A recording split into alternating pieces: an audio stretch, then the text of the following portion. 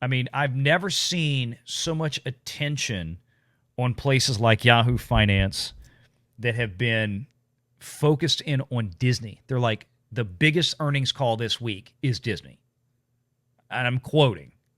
Okay, this is what's out there. It's like all of a sudden, nobody cared by and large. I mean, to an extent, nobody cared about Disney earnings calls in the past. They were always pretty good or pretty average. They were you got what you expected. Nothing was really a big surprise. That's changing. I mean, there's a lot of talk. WWE.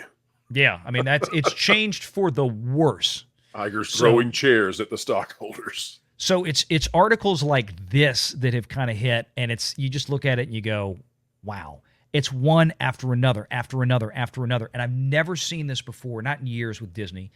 I mean, a lot of folks are taking a very, very sour picture at Disney right now. And again, seeing that in the financial trades as much as I have is just stunning. I think the box office has been visual, right? So there's a lot of stuff that's not visual. Mm-hmm. The box office is visual. The constant videos and photos of no crowds at Walt Disney World, that's visual. And that's keyed in the average investor, the average pundit. They know now something's up. Yep. Let me read from this, and then when you come back, I'm going to have you give your thoughts on this one as well. Big picture at Disney is yet to come into proper focus. And again, this is just another one of these types of articles that's taken Disney down the gilded path as far as being very, very nervous about this Wednesday's earnings call. Months after leaving the WDC and thanking colleagues for the ride of a lifetime, Bob Iger was abruptly reinstated as chief executive. His second ride is shaping up to be just as bumpy as one of his theme park's roller coasters. Not really, because their roller coasters kind of suck. I'm sorry. The entertainment powerhouse is under pressure. Crowds at its theme parks are said to have thinned this summer amid complaints about aggressive pricing. While blockbusters like Barbie and Oppenheimer are helping to revive business in cinemas, Disney has endured a disappointing year at the box office. It's Disney Plus's streaming platform that has been shedding subscribers. Wall Street is less than impressed. Disney shares have slipped by 3% ever since the turn of the year. Meanwhile, the S&P has risen by 17. We talked about that before. And don't get into financial advice too much here, but just everybody's own edification.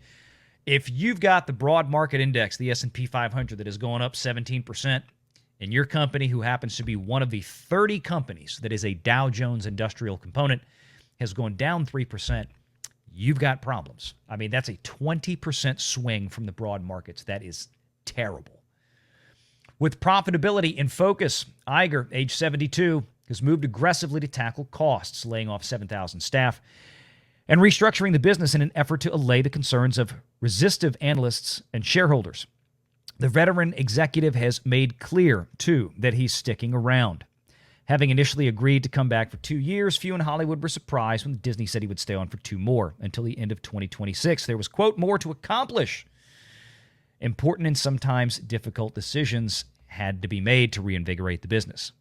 So this kind of continues on. They talk about everything about his build of the Disney empire, like we talked about with Mayer and Staggs a minute ago.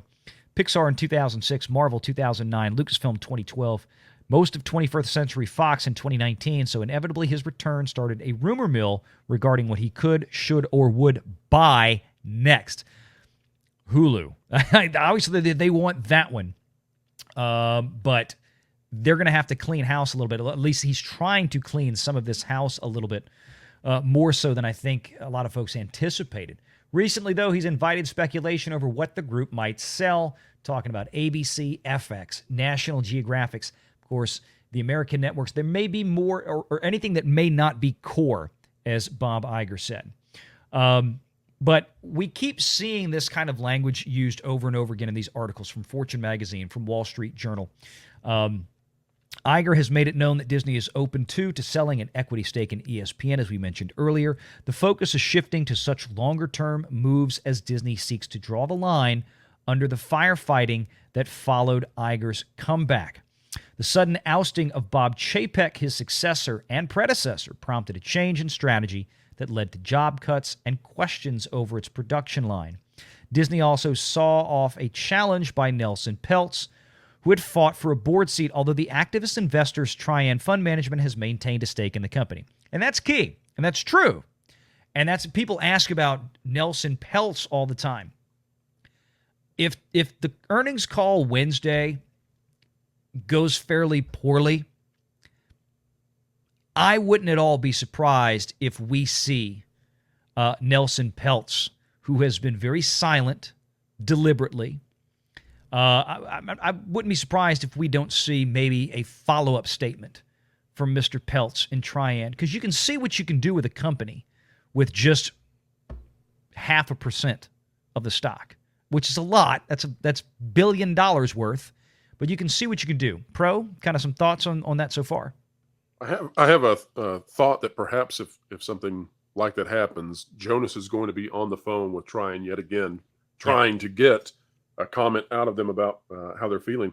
Also, I will say that one of the areas that these writers, the reporters, have been lacking in their coverage of Disney, they're not doing a good enough job of expressing accurately the cost that Hulu is going to be. And without that context for readers, the readers don't understand why Disney needs to sell what it needs to sell.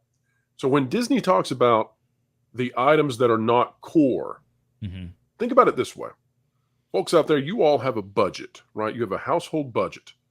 Now, if your spouse, let's say, if you're married, if your spouse came to you and said, we need to sell everything that's not core, or they said to you, if it's not core to our household, we can let it go, and we should think about it. That would indicate to you that you're in some sort of dire strait, right? Because you're talking about, well, we've got a third vehicle, we can let that go, or that TV that we've got extra upstairs, we use it all the time, but it's not core, we could let the TV go. I think that's there's a bit in the language there that gives away the situation Disney is in when they talk about anything that's not core we could sell, and that's been what they've been telling the public. And so the public, when they hear about that, they don't connect the dots because they don't know, because these reporters don't tell, oh, Disney is on the hook to pay 20, 24, 28, $32 billion to buy Hulu. And the other thing about that is we need to put that in context that purchase of Hulu is approximately the same as they spent on Fox. Now, Fox was this huge deal, contentious, still contentious. Many people still believe Disney should not have purchased Fox. And Disney took on significant debt to do that, and that put them in a precarious situation that they still are in. Now they're going to have to buy a third of Hulu at the same cost as Fox. Is Hulu really as valuable as Fox? Are they willing to spend that kind of money to get Hulu? And if they get Hulu, what do they get out of it? Many of their subscribers already are part of Hulu and Disney Plus. So what do they gain? All of these are difficult questions that Disney has to answer. They've been outplayed by Comcast. And so that's why they're in this situation. They're being called. They will have to buy Hulu, and they don't have the money to do it. And that's why they're willing to sell everything. They're really, if it's not bolted to the floor at Disney, they're ready to sell it to try to get the money they need for Hulu. So at the same time that we're watching this, now we get all these articles out there talking about the box office. Well, why does the box office matter to Disney? Remember, Disney is largely a theme park company, right? And live sports. So why is the box office so tremendously impactful to the company all of a sudden? Well, it's because you can't afford to lose $1 billion at the box office when you need every dollar possible to buy Hulu. So this is all adding up to be a very difficult time for Iger, for Disney, to manage to buy Hulu because they're losing money hand over fist. Disney Plus, box office, etc. Now the waning crowds at Disney World. All of this is making it more, not less, difficult to buy Hulu. And the problem for Disney is that as they go after Hulu, this is not private. Comcast is not confused. They know that Disney has a weaker hand to play. And so, of course, they're going to say, oh, now it costs even more because you've lost all your leverage, Mr. Iger. And I think that's also why this upcoming earnings report is so important. Of course, folks, it'll be Wednesday, 4 p.m. Eastern Time is when we'll start coverage right here on the Valiant Renegade channel. But that's why this report is going to be so fascinating, is because not only are we finding this out from a purely sort of almost hobbyist level now, where we're all interested how badly is Disney doing. But this is something that's going to be felt industry wide as the folks over at Comcast are watching to see, okay, what's going on with Disney? And they're going to be figuring out, okay, well, how much did they lose and how badly are they hurting? What can we get out of this as we go forth with Hulu? And Iger's already been outplayed once before with Fox. This is not the first time that Iger has spent way, way too much money on an acquisition. And guess what? His weakness is his legacy.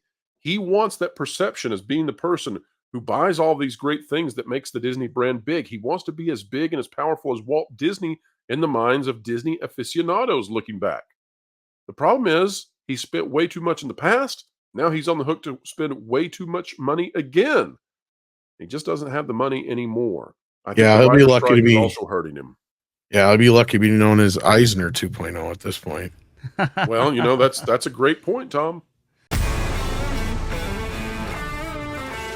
Renegade.